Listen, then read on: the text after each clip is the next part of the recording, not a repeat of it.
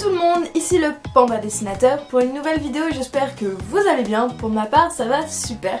Aujourd'hui on est le 10 mai et c'est aujourd'hui qu'est sortie la bande-annonce de Pokémon Sun et Pokémon Moon. Du coup j'avais envie de faire une petite vidéo pour en parler avec vous. Du coup bah c'est parti. A travers l'annonce postée par Nintendo, on peut découvrir déjà les 3 starters donc de type feu, eau, plante comme d'habitude. Donc on retrouve Brindibou qui est le starter de plante, Flamiaou qui est le starter de type flamme, enfin feu, et comment il s'appelle déjà, Otaquin qui est le starter de type eau. Du coup voilà, vous pouvez retrouver leur design juste ici. Et donc moi pour ma part je vais en profiter pour donner mon avis à travers cette vidéo. Donc moi pour ma part je trouve les designs pas si intéressants que ça. Ils sont moyens entre guillemets, ça change des starters qu'on avait l'habitude de voir à travers les versions antérieures. Je sais que comment l'époque des starters tels que Salamèche ou Carapuce me manque énormément. Mais bon, après avoir leur stade évolutif et on verra bien. Moi pour l'instant je pencherai plus vers Otaquin parce que je le trouve très mignon et puis parce que je suis une pro des Pokémon de type eau. Du coup voilà, mais sinon les designs ne sont pas si intéressants que ça et voilà. Après c'est juste mon avis, dites-moi en commentaire ce que vous pensez de ces starters. Ensuite on voit à la fin de l'annonce les jaquettes de jeu Pokémon Sun et Pokémon Moon que je vous laisse apercevoir juste ici. Donc on découvre le Pokémon emblématique de Sun et le Pokémon emblématique de Moon. Moi personnellement ces Pokémon je les trouve beaucoup moins badass que les Pokémon légendaires qu'on avait l'habitude de voir, comme par exemple Zygarde ou Xerneas qui étaient énormément badass. Là je ne trouve pas qu'ils renvoient de la badassitude comme Nintendo nous en avait proposé dans les versions antérieures. Du coup c'est un peu dommage. À première vue je pense que je vais plus pencher pour le Pokémon légendaire de Sun. Après à voir, je sais pas du tout sur quelle version je pourrais pencher, mais les deux Pokémon ont l'air intéressants mais sans plus. Comme je l'ai dit, ils ne sont pas si badass que ça et voilà. Après c'est mon avis personnel, dites-moi aussi dans les commentaires ce que vous pensez de ces Pokémon légendaires. Et enfin la région, c'est ce qui m'a un peu vraiment ébloui les yeux, qui m'a fait comme ça. Franchement j'ai kiffé sur la région, sur la présentation de la région. Encore les Pokémon ne m'ont pas vraiment émerveillé. Encore quand j'ai vu les jaquettes de jeu j'étais un peu en mode comme ça. Mais quand j'ai vu la présentation de la région qui est en tout début d'annonce, j'étais en mode c'est trop beau, c'est trop beau. La région qui est dans Sun and Moon se nomme Alola. Ce qui fait directement référence je pense à Aloha en hawaïen.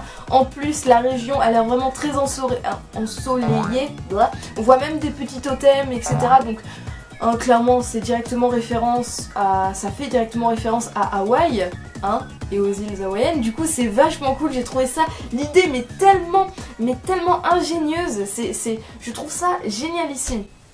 En plus les graphismes, moi il faut savoir que mes versions préférées c'est XY. C'est XY et puis il y a aussi Heart Gold qui est le remake de Or. Mais franchement j'ai déjà beaucoup apprécié les graphismes de XY et là de les revoir franchement ça m'a fait du bien, ça m'a fait du baume au cœur. Je trouve que ça met du peps dans Pokémon, bon même si le peps au niveau des Pokémon en eux-mêmes, voilà quoi, je préfère les anciens Pokémon. Clairement dans les graphismes, franchement je kiffe les nouveaux graphismes que Nintendo apporte à la série et à la saga. Du coup je suis vachement contente de retrouver les graphismes de XY. En plus on nous présente le nouveau professeur qui a l'air vachement cool, qui est en mode baba cool, trop lolo. Je suis sur une île où il fait trop chaud, j'ai la veste ouverte, voilà. Aussi on a notre rival qui est un putain de beau gosse, faut pas se le cacher. Du coup voilà, et franchement j'ai kiffé l'univers, les personnages etc.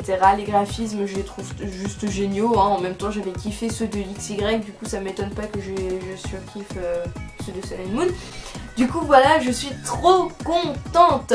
J'ai eu un petit bémol sur les starters et sur les légendaires qui sont pas si badass que ça, et en plus les anciennes les anciennes générations, c'est-à-dire la première et la deuxième, me manquent énormément. Du coup voilà, c'est juste le petit bémol que je donnerais, mais sinon j'ai vraiment hâte d'avoir le jeu entre les mains pour pouvoir y jouer rien que pour les graphismes parce que c'est juste trop bien. Et du coup j'espère qu'au niveau de l'histoire etc ce sera aussi bien que XY parce que j'avais kiffé ma mère sur comment l'histoire de XY. J'avais même fait ma petite larme à la fin. Et du coup j'espère que ce sera pareil pour Sun and Moon et que comment l'intrigue principale ne me décevra pas et que le Pokédex sera très bien et que voilà. Aussi je voulais vous parler des théories qui avaient fusé avant que Sun and Moon soit annoncé. Je sais pas si vous tournez autour de la Pokésphère entre guillemets, mais moi je regarde beaucoup les actualités etc, les avis des fans etc. Et il y avait une théorie qui avait fusé sur le web en disant de toute façon le prochain jeu qui va arriver, le prochain jeu Pokémon ce sera Z. Ce sera Z. En complémentarité avec X et Y. Parce que je vous explique, Nintendo ce qu'ils font souvent avec les jeux Pokémon c'est qu'ils font des opus à 3 parties. Comme par exemple Perle, Diamant avec Platine. Il y a aussi Or, Argent et je sais plus c'est quoi l'autre, Cristal, voilà. Il me semble, ça je peux dire une connerie mais j'y ai pas joué à ces jeux là mais il me semble que ça fait ça, enfin bref. Et ça souvent fait marcher comme ça chez Nintendo pour les jeux Pokémon, ils font en 3 opus complémentaires. Et comment beaucoup de fans ont dit de toute façon c'est sûr que pour XY il y aura une version complémentaire qui s'appellera Z et qui sera autour de Zygarde. Parce que concrètement dans les versions XY, Zygarde on n'en sait rien. En plus avec toute l'actualité sur Zygarde qu'a fusé, Zygarde parfait, Zygarde 10%, je sais plus quoi. Voilà. Et là on se retrouve avec Sun and Moon qui n'a aucun rapport avec cette théorie. Alors moi concrètement quand j'ai vu Sun and Moon j'étais vraiment très déçue parce que j'ai fait partie de ces personnes qui voulaient un Pokémon Z. Parce que tellement que j'avais apprécié XY, je me disais oh, ce serait tellement bien qu'il y ait Pokémon Z où on en apprend un peu plus, on en apprend sur Zygarde aussi, sur Zygarde parfait, etc. Et non, on n'a pas eu ça, du coup j'étais un peu déçue, surtout qu'il y a tellement de secrets à savoir sur le sud de Kalos, etc. Qu'est-ce que font toutes les centrales thermiques, etc. Qu'est-ce qu'elles font dans le désert, on sait pas, on n'en sait rien. Comment on sait rien sur les cellules de Zygarde, on sait rien sur Zygarde en lui-même, qu'est-ce qu'il fait, etc. On sait rien, il y a tellement d'énigmes qui tournent autour de XY que je voulais avoir une version Z et malheureusement on l'a pas eu, surtout quand j'ai vu la gueule des noms, enfin Sun and Moon. Pour moi ça fait plus Magical Girls qu'autre chose, du coup j'ai vraiment été très déçue, mais cette annonce rattrape un peu ma déception et du coup je suis contente quand même. Et de toute façon étant une fan de Pokémon depuis mes 3 ans, franchement on aura beau me donner des Pokémon juste trop horribles etc, je serai quand même très contente moi à chaque fois qu'il y a un truc Pokémon qui sort. Moi je suis toujours comme ça là, je suis en mode ah putain je me suis fait mal, je me suis fait mal, voilà, je me suis fait mal, j'agonise. Et du coup voilà, je faisais partie de ces personnes qui voulaient un Pokémon Z et qui malheureusement il n'y en a pas. Et du coup voilà, mais en tout cas j'espère que Nintendo ne va pas abandonner Zygarde parce que je pense qu'il y a un énorme potentiel sur le... Oh putain je saigne. Oui. Donc je pense qu'il y a vraiment un gros potentiel concernant Zygarde etc.